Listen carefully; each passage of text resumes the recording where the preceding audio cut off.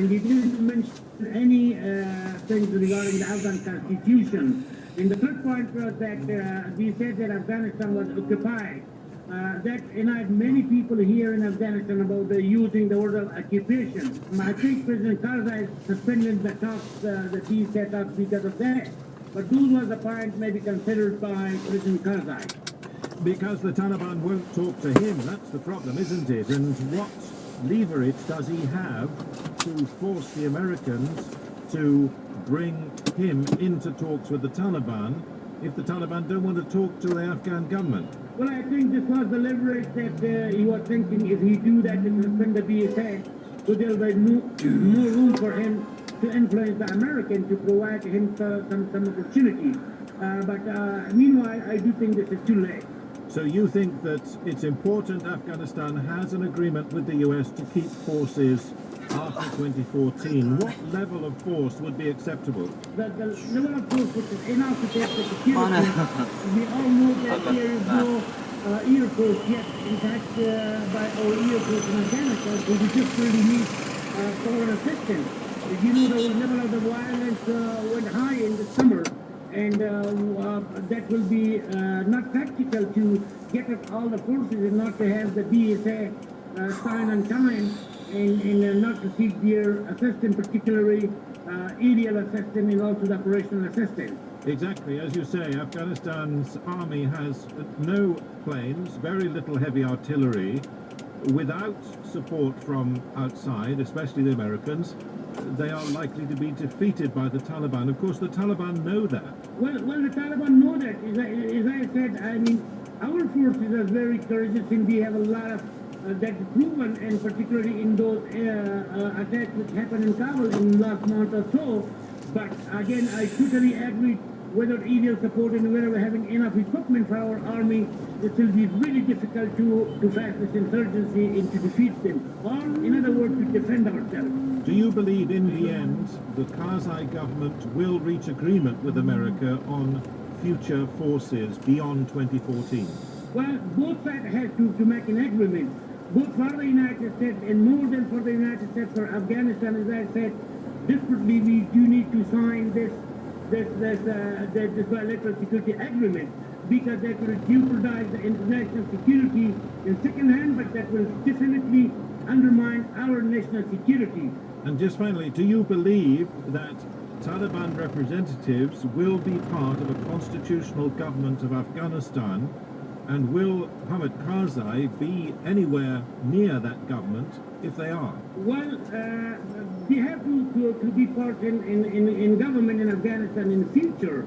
That depends on our election, which is happening in April 2014. That's Mirwais Yassini, Member of Parliament in Afghanistan, former presidential candidate. Israel's Prime Minister Benjamin Netanyahu recently visited the site of the Nazi death camp at Auschwitz in Poland. He opened a new museum designed by experts from Israel's National Memorial Center at Yad Vashem. The Holocaust, in which 6 million Jews died, remains for most Israelis one of history's defining events. Every year, thousands of Israeli high school students make a kind of pilgrimage to learn more about it, and the country sends many of its army officers to Auschwitz on official tours too. Our Middle East correspondent Kevin Connolly was given rare access to one of these official delegations in Poland, and here's his report. It is a moment filled with symbolic power.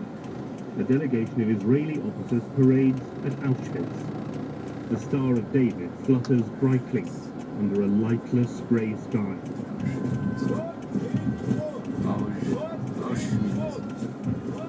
They are marching in the footsteps of the lost generation of European Jews who were herded into the gas chambers here, consumed in the flames of the Holocaust.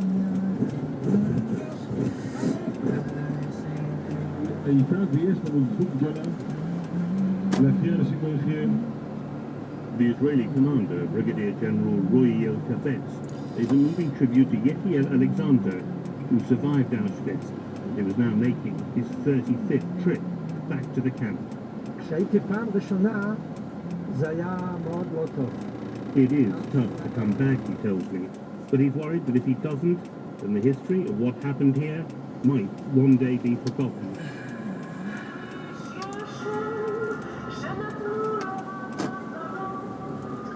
הרמן אייזנברג, רעייתו פולה בבית קוסובצקי, ובותם לושה. The most powerful moment of the day is the simplest.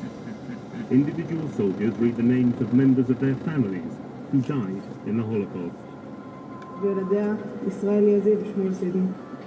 מרים In these brief moments at least, they are reclaimed from the anonymity of genocide. Yushai Shekeli, a doctor who served as a reserve officer in an Israeli artillery regiment, told me what it felt like. I think that the power is in the name, because we don't have much left. When you think about the Holocaust, I think for most Israelis, you think about the number 6 million, which you can't really imagine. You can't understand the number when you walk around the blocks here. The museum right now, you have hundreds or thousands of glasses, suitcases, and I actually went through the suitcases one by one, tried to maybe find a name close to my family. Of course, I didn't find. Israel's government sees a clear political purpose in all this, about the Holocaust teaching a lesson that the country must remain strong.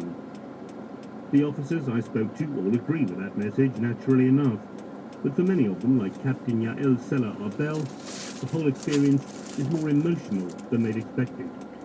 And even though everything was done to erase this nation, it's living. Our country, our achievements, it's a way of saying, here we are. You wanted to erase us, but here we are. Not all Holocaust survivors, of course, find it possible to come back. Beside the ruins of one of the gas chambers, I met Colonel Aviv Reshev, an Israeli paratrooper. His grandmother was the only member of her family to survive Auschwitz. The rest died in the gas chambers. She couldn't bear to return, but they spoke before he set out from Israel. Well, last time I asked her, well, Grandma, you want me to bring something?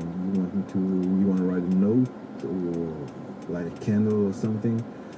And what she said, and it's very interesting for me, she said, well, I don't need to write nothing. Just you, as an officer, walking into this hell. This is the candle for me.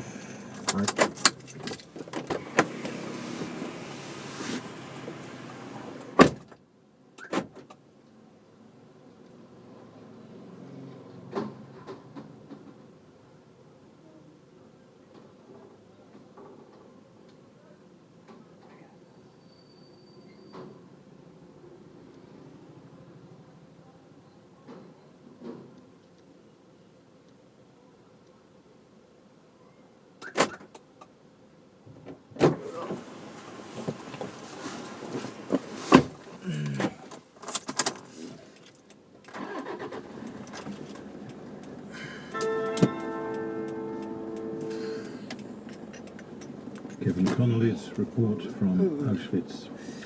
Just before we go, let me update you on the reports coming in from Mogadishu. A suicide bomber and several gunmen attacked a UN compound in the Somali capital, Mogadishu. Police and witnesses said the strike bore the hallmarks of Al-Qaeda-linked militants, Al-Shabaab. They have claimed